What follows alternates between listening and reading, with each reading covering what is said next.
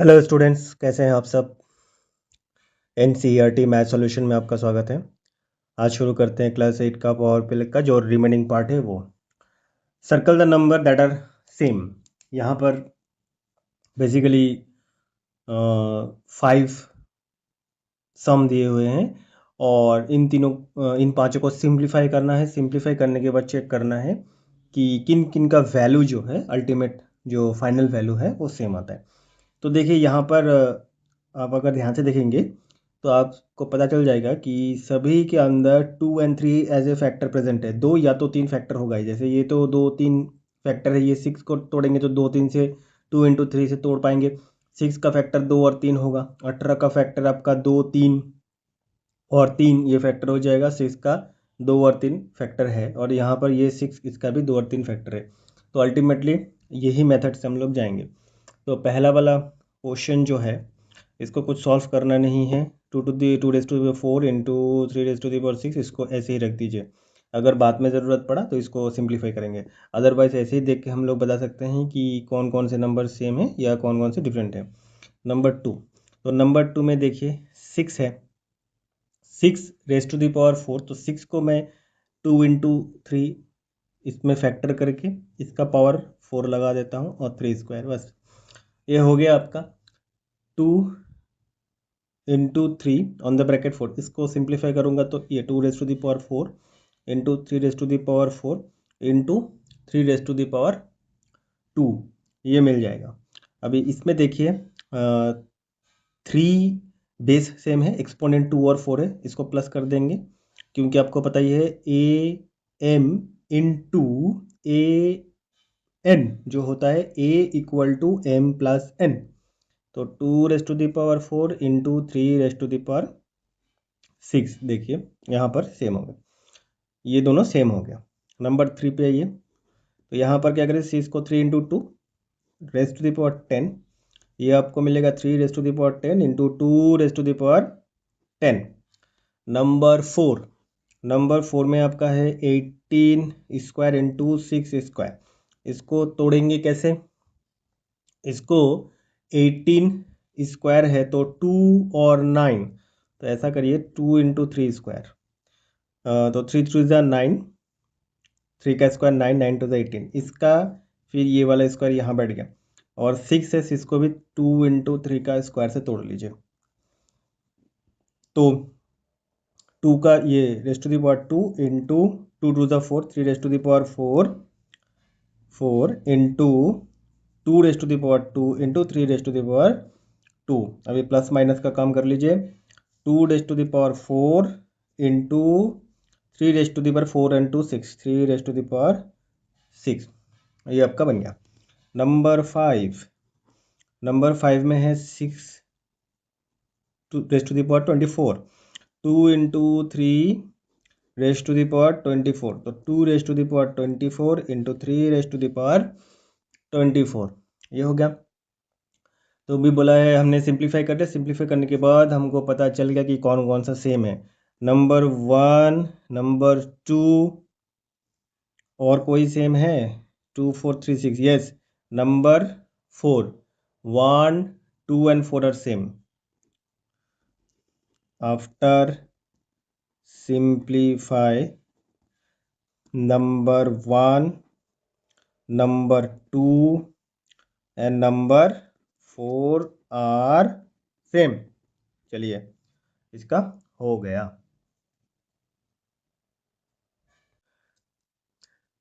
Question number 8, identify the greater number in each. 3 सम है, 3 सम में जो नंबर दिए हैं उनमें से ग्रेटर कौन है वो हमको ढूंढना है। क्वेश्चन नंबर 1, 4 क्यूब, तो 4 क्यूब 4 इंटू 4 इंटू 4 64 और 3⁻4,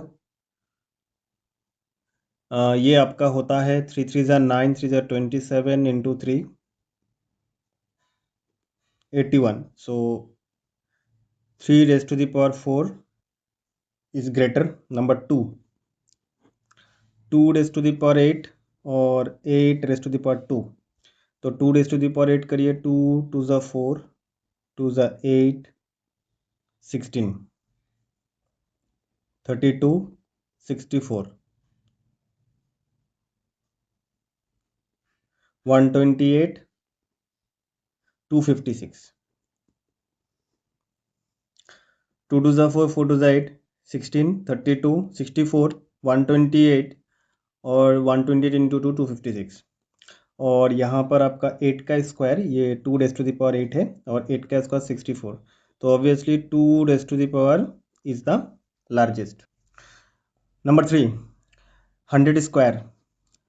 100 स्क्वायर आपको पता है, इसके स्क्वायर को करेंगे 1 0 0 1 0, तो आपका मिला 10,000।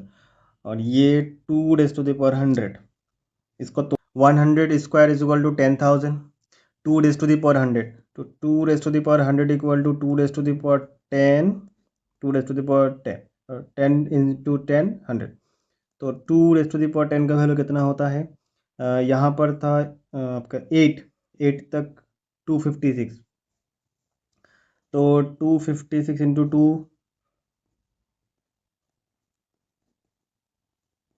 1024, 2 raise to the power 10 1024 to the power 10, तो ऑब्वियसली 10 1024 इसका raise to the power 10, it is very big number compared to 10,000, so 1024 raised to the power 10 is greatest,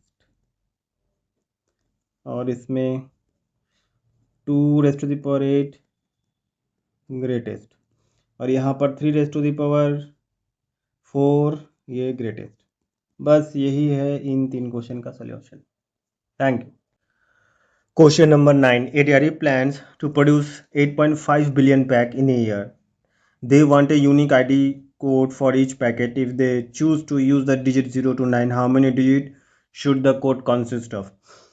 तो यहाँ पर पहला जो बेसिक है आपका, बिलियन में ज़ीरो जो होता है वो 9 ज़ीरो होते हैं, 9 ज़ीरोस, ओके। तो ये आपका हो गया।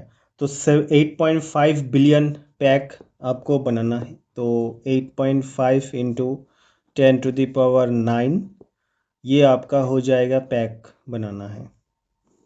और कोड जो है कंसिस्ट है 0 to 9 में, तो कोड का जो न्यूमेरिकल वैल्यू होगा वो ऑब्वियसली आपका a raise to the power n, इस पे n का कुछ भी आप वैल्यू रखिए, वो 0 to 9, ताकि उसका जो वैल्यू है a raise to the power 9, इसका वैल्यू हमेशा ग्रेटर देन या equal to 8.5 into 10 to the power 9 billion के से ज़्यादा या उससे इक्वल होना चाहिए, तभी ये संभव होगा, तभी आईडी कोड जनरेट हो पाएगा, अदरवाइज नहीं हो पाएगा। तो ए रेज टू द पावर 9 है, तो ए रेज टू द पावर अगर मैं यहाँ पर 9 ले लूँ, क्योंकि वहाँ 1 बिलियन का बात हो रहा है, तो ए अगर 9 ले लूँ greater than equal to 8.5 into 10 raise to the power 9, तो अगर a raise to the power 9 ले लूँ तो यहाँ पर आपका बनेगा 1 2 3 4 5 6 7 8 9 9 0, लेकिन ये देखिए ये लेस देन हो रहा है, मतलब ये छोटा है, ये छोटा, this is smaller number, this is greater number, तो आईडी कोड तो जनरेट नहीं हो पाएगा। लेकिन ए रेज टू द पावर 10 अगर मैं लूँ तो यहाँ पर 1 1 2 3 4 5 6 7 8 9 10 ये हो जाएगा आपका greater than this number 8.5 10 to the power 9, इससे ज़्यादा हो जाएगा। इसका मतलब अगर सबसे छोटी संख्या जो है a raise to the power 10 अगर आप लेते हैं, तभी जो वैल्यू निकलेगा मीन्स 10 0, एक के बाद 10 0, तभी जो है ये 8.5 10 टू द पावर 9, मतलब जितने पैकेट जनरेट करने हैं 8.5 बिलियन पैक, उससे ज़्यादा होगा, तभी ये कोड आप जनरेट कर पाएंगे। कोड विल बी जनरेटेड, मतलब उतनी संख्या में कोड जनरेट हो पाएगा पैकेट के अंदर, ठीक है। तो अल्टीमेटली जो नंबर ऑफ डिजिट है, नंबर ऑफ डिजिट है जो ए वो n के बराबर है, तो उसका जो पावर जो है आपका 10 होना चाहिए at least.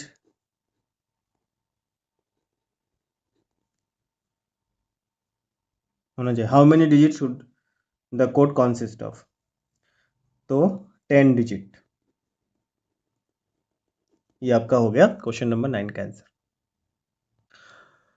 Question number 10, 64 is a square number, 8 is square and a cube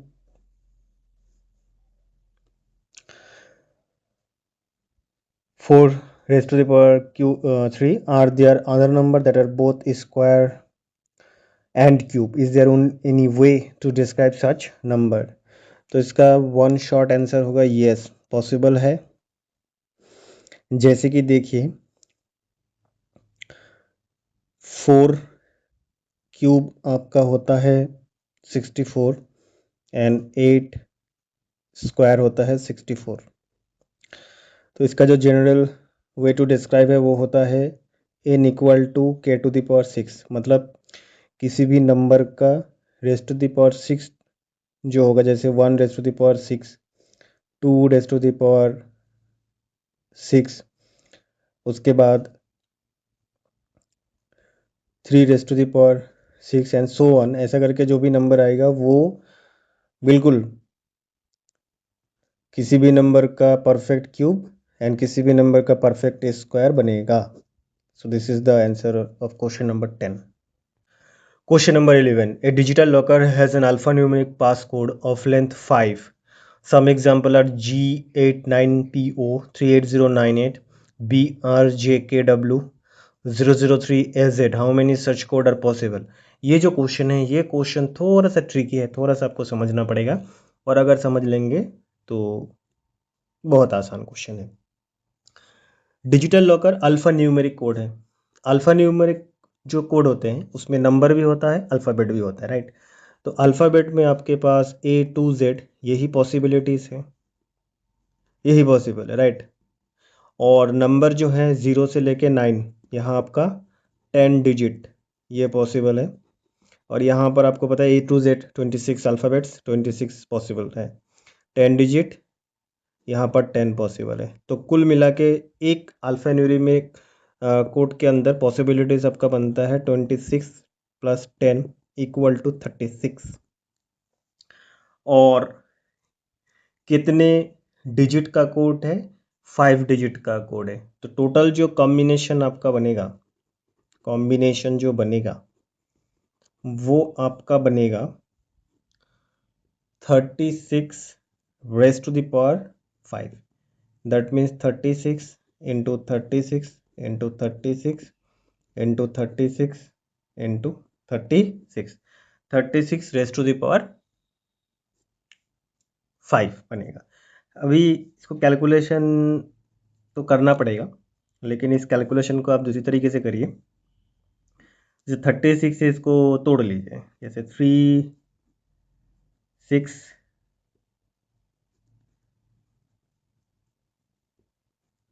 3 raised to the power 5, तो 3 raised to the power 5 into 2 raised to the power 5 into 2 raised to the power 5 into 3 raised to the power 5, ऐसे तोड़ सकते हैं। तो 3 का power raise to the power 5 करिए, तो 3 raise to the power 5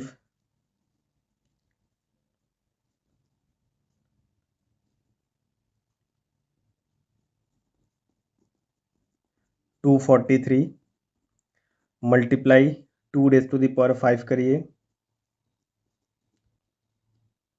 32, 2 raise to the power again 32, और 3 raise to the power 5 आपका बनता है 243।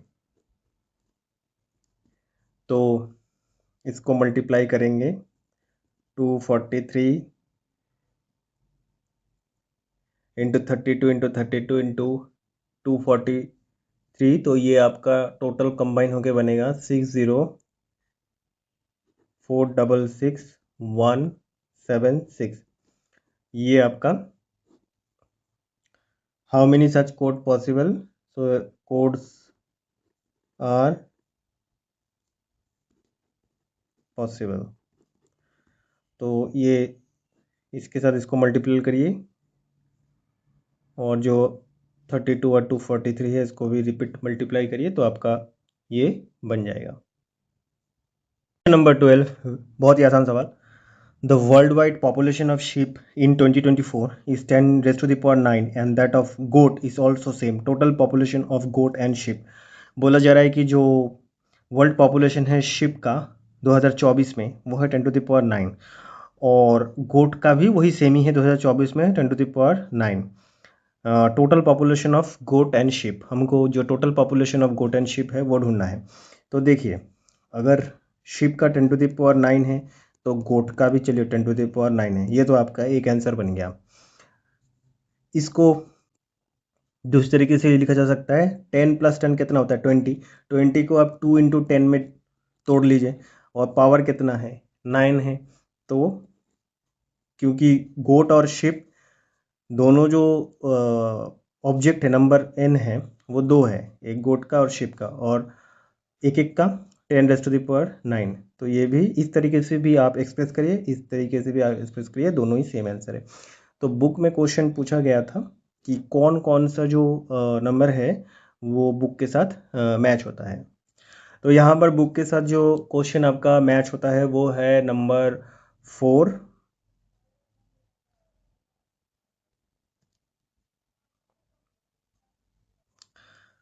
तो 10 raised to the power 9 + 10 raised to the power 9 ये भी सही उत्तर है। 2 × 10 raised to the power 9 सही उत्तर है। तो बुक के साथ जो आपका आंसर मैच होता है वो है नंबर 5 जिसमें बोला 2 × 10 raised to the power 9 and also 6 जिसमें बोला 10 raised to the power 9 + 10 raised to the power 9। तो 5 और 6 नंबर जो है ऑप्शन वो करेक्ट होगा। Thank you. Question number 13, calculate and write the answer in scientific notation. If each person in the world has 30 pieces of clothing, find total number of cloth, total number of piece of cloth, ये question है। तो answer देखिए according to latest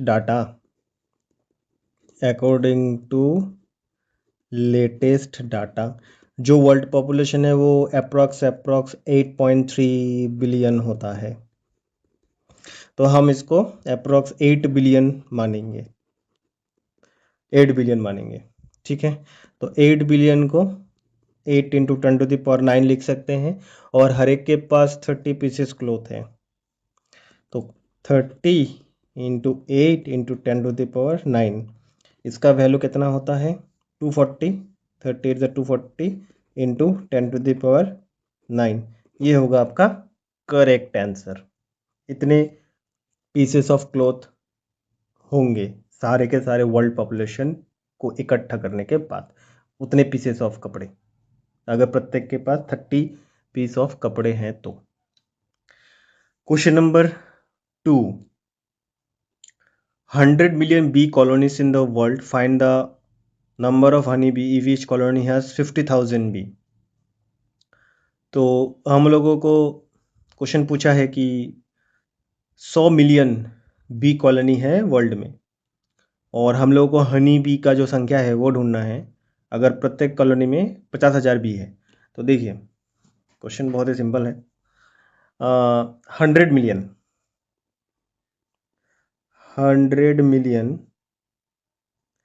100 million में आपका 8 zero होता है।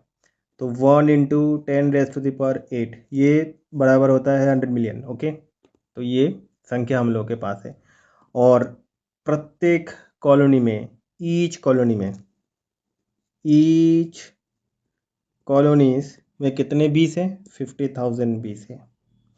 तो देखिए 50,000 को मैं 2 हिस्से में बांटूंगा, एक 5 मल्टीप्लाई कितने ज़ीरोज़ हैं 4 ज़ीरोज़ हैं, मतलब एक के बाद आपके कितने ज़ीरोज़ हैं 4 ज़ीरोज़ हैं। तो उसको मैं 10 raised to the power 4 लिख सकता हूँ, ठीक है। 10 raised to the power 4 लिख सकता हूँ 50,000, क्योंकि 10 का स्क्वायर करेंगे 100 × 100 कितना होता है आप एक के बाद 4 ज़ीरो। तो ये 4 ज़ीरो का मामला आ गया, समझ में कनेक्शन क्या है। 10⁻⁴ करेंगे तो इतने ही आएंगे, मतलब 5 × 10⁻⁴ इक्वल टू 50,000। तो अभी अकॉर्डिंग टू क्वेश्चन जो इक्वेशन बना वो क्या बना है, इतने मिलियंस तो कॉलोनीज हैं, इतने मिलियंस कॉलोनीज है, और उन कॉलोनी में हनी भी है आपका 5 × 10⁻⁴।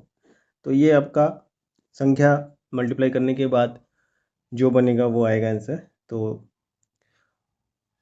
1 से 5 इंटू मल्टीप्लाई करेंगे तो पावर जो है एक्सपोनेंट जो प्लस होता है 482, तो 5 × 10⁻12 ये होगा आपका आंसर। चलिए मूव करते हैं question number 3। Question number 3, human body has 38 trillion bacterial cell, bacterial population resident in all human body in the world. तो एक ह्यूमन बॉडी में 38 ट्रिलियन बैक्टीरियल सेल है, तो पूरे के पूरे जो वर्ल्ड पॉपुलेशन है उनमें कितने बैक्टीरियल सेल होंगे ये आपको बताना है।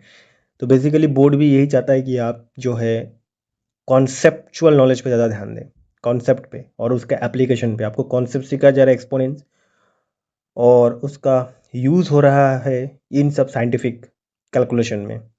बाद में जब आप बड़े होंगे तो इसी टाइप के जो बैक्टीरियल सेल कैलकुलेशन है इसमें ये सब एक्सपोनेंट जो है वो बहुत काम आता है। अभी देखिए इसका आंसर कैसे करेंगे। जैसे कि हम लोगों ने पहले बात करा, जो वर्ल्ड पॉपुलेशन है, वो बिलियन में अप्रॉक्स 8.3 बिलियन बनता है, उसको हम लोग 8 बिलियन मानते हैं। तो ये हो गया आपका बिलियन में 9 जीरोस है, ये हो गया, ये अप्रॉक्स वैल्यू है क्योंकि एग्जैक्ट वैल्यू तो बताना मुश्किल है बहुत। वर्ल्ड पॉपुलेशन ये हो गया। अच्छा, 38 ट्रिलियन बैक्टीरियल सेल है, 38 ट्रिलियन बैक्टीरियल सेल। अब 38 ट्रिलियन मतलब 30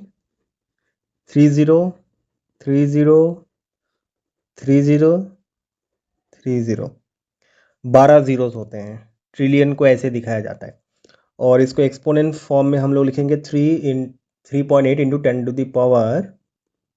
10⁻13। इतने ट्रिलियन बैक्टीरियल सेल होते हैं एक ह्यूमन बींग में। वर्ल्ड पॉपुलेशन इतना है, तो आपको पता है क्या करना है, 3.8 × 10⁻13 मल्टीप्लाई बाई 8 × 10⁹ जो वर्ल्ड पॉपुलेशन है उसे मल्टीप्लाई कर देंगे तो टोटल के टोटल जो बैक्टीरियल सेल्स है वो निकल जाएगा। तो 3.8 से 8 को मल्टीप्लाई करिए 30.4 मल्टीप्लाई 10⁻13 इंटू 10⁻9, तो 13.4 पता ही है, एक्सपोनेंट प्लस हो जाएगा 10⁻22। ये आपका हो जाएगा आंसर। इतने बैक्टीरियल सेल्स हैं पूरे के पूरे human population over the world में। ठीक है। Question number 4, total time spent eating in A life time in second. तो इसका जो क्वेश्चन है वो यहाँ पर दिया गया है, total time spent eating in A life time in second. तो इसका आंसर करते हैं। इसका क्वेश्चन नंबर है आपका 4। तो इसमें देखिए ये जो क्वेश्चन है ये स्टूडेंट टू स्टूडेंट इसका आंसर वेरी करेगा। अभी पहले हमको ये काउंट करना है कि हर दिन आपको खाने में कितना टाइम लगता है। तो किसी को आधा घंटा लग सकता है, किसी को 1 घंटा लग सकता है, किसी को 2 घंटा लग सकता है। तो चलिए मैं 2 घंटे का हिसाब से काउंट करता हूँ। तो एवरेज ईटिंग टाइम जो है वो मान लीजिए 2 घंटा है, 2 आवर है। आपका ज़्यादा कम हो सकता है, 2 आवर है। ठीक है। अभी 2 घंटा को सेकंड में कन्वर्ट करिए क्योंकि क्वेश्चन में बोला गया इन सेकंड। तो आपको पता है सेकंड में करने से हम लोग 3600 से मल्टीप्लाई कर देते हैं, तो ये आपका हो गया 7200 सेकेंड। ये आपका डेली का आपका टाइम स्पेंड आप करते हैं खाने के लिए। ठीक है। अभी मान लीजिए एवरेज लाइफ स्पैन जो इंडिया का है वो करीब करीब 70 साल है। आप 75 साल भी ले सकते हैं 70 ईयर्स से, तो ये भी वेरी करता है 70 ईयर्स। तो 70 ईयर्स है तो 70 ईयर्स में कितने दिन आएंगे? तो 70 ईयर्स एक साल में आपका 365 डेज। तो टोटल आप करेंगे इसको कैलकुलेशन, मैं साइड में करता हूँ। 365 मल्टीप्लाई बाई 70,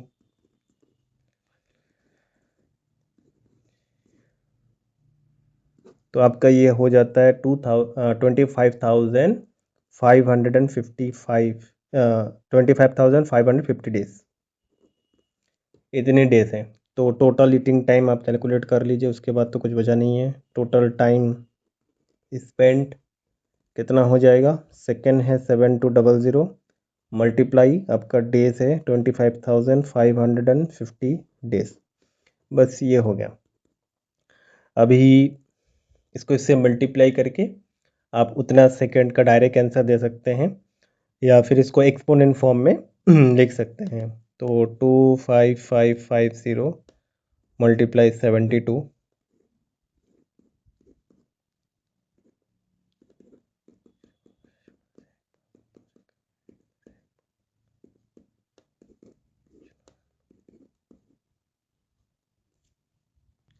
तो इसका कैलकुलेशन करने के बाद आपका सेकेंड में आया 18396123 4, इतने सेकेंड्स।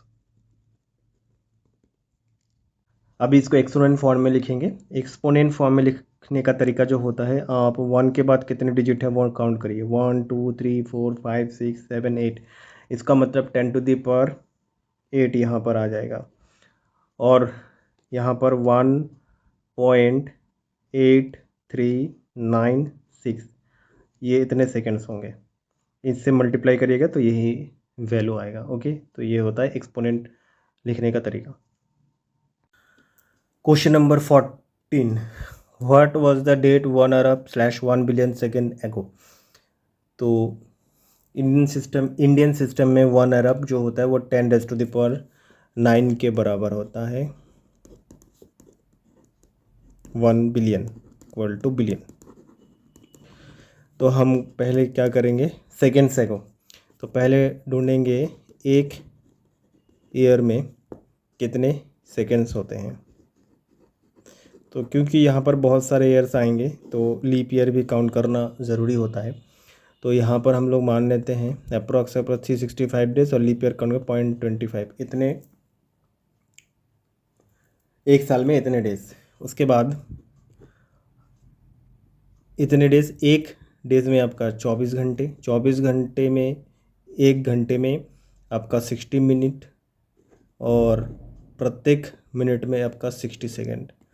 इसको आप कैलकुलेट करेंगे तो 365.25 इंटू 24 इंटू 60 करेंगे तो इसका वैल्यू आएगा 31557600 सेकेंड्स। ठीक है, इतने सेकेंड्स हैं। और 1 बिलियन सेकेंड्स आएगा बोला है, तो 1 बिलियन सेकेंड आपका होता है 10⁻⁹ बिलियन सेकेंड। तो इसको डिवाइड करिए 31557600 से, तो कितने सेकेंड्स, इतने सेकेंड से डिवाइड करने के बाद आपको आपका ईयर मिल जाएगा। कितने ईयर्स हैं कैलकुलेशन करेंगे तो 31.7 ईयर अप्रॉक्स आते हैं। ठीक है, तो 31 पॉइंट आपका 7 ईयर्स आते हैं। तो आज अगर मैं आज का डेट कैलकुलेट करूं, ये 10 जून 2026 है। इससे आपको 31 साल कुछ 7-8 महीने ऐसे आपको माइनस करने हैं। तो 2026 से अगर आप 26 साल माइनस कर देंगे तो आप पहुंच जाएंगे 2000 में, राइट। तो 2000 में आप पहुंच गए तो 26 चले गए, आपके पास 5 साल और माइनस करने हैं, तो आप पहुंच गए 1995 में, 1995 में। तो 1995 में आप 5, इससे भी पीछे आप जाएंगे 8 मंथ, तो आप पहुंच जाएंगे 11 12 अक्टूबर 1994, ये अप्रॉक्स ये डेट होगा, ये होगा आंसर।